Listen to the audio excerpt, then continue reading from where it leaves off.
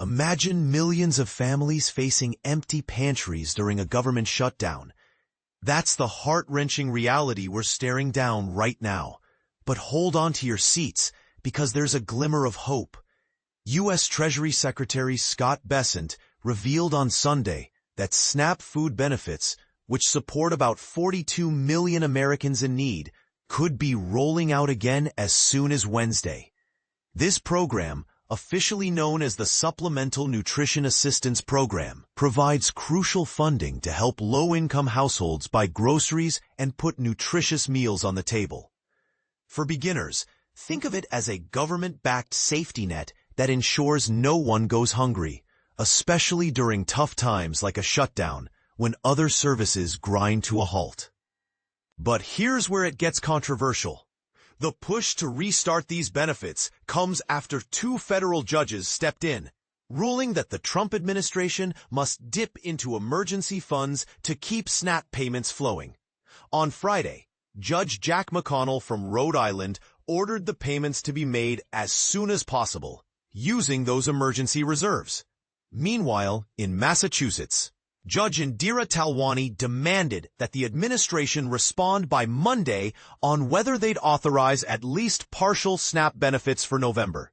Originally, the aid was scheduled to be cut off on November 1st, leaving families scrambling. And this judicial intervention has sparked debates about the boundaries of executive power versus legislative responsibilities. Is this a necessary lifeline, or does it blur the lines of how our government allocates funds during crises?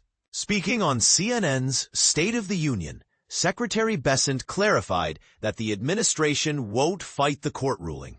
There's a process that has to be followed, he explained, noting that securing the funds by Wednesday is doable, but requires careful navigation. This means poring over legal and logistical steps to make it happen smoothly.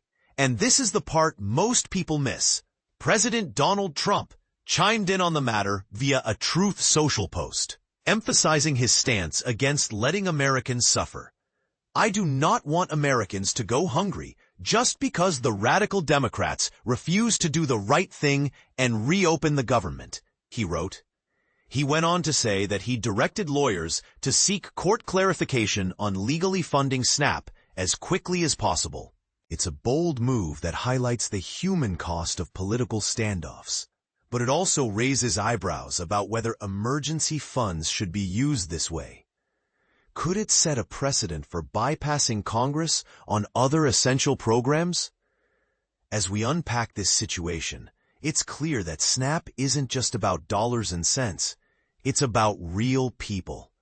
For instance, a single parent relying on these benefits might use them to buy milk for their kids or fresh vegetables to keep the family healthy.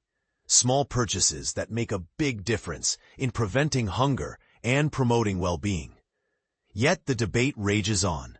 Should the government prioritize feeding its citizens during shutdowns, even if it means stretching emergency resources? Or does this undermine the checks and balances meant to prevent unchecked spending? What do you think? Is this a compassionate fix or a slippery slope toward fiscal irresponsibility? We'd love to hear your take in the comments below.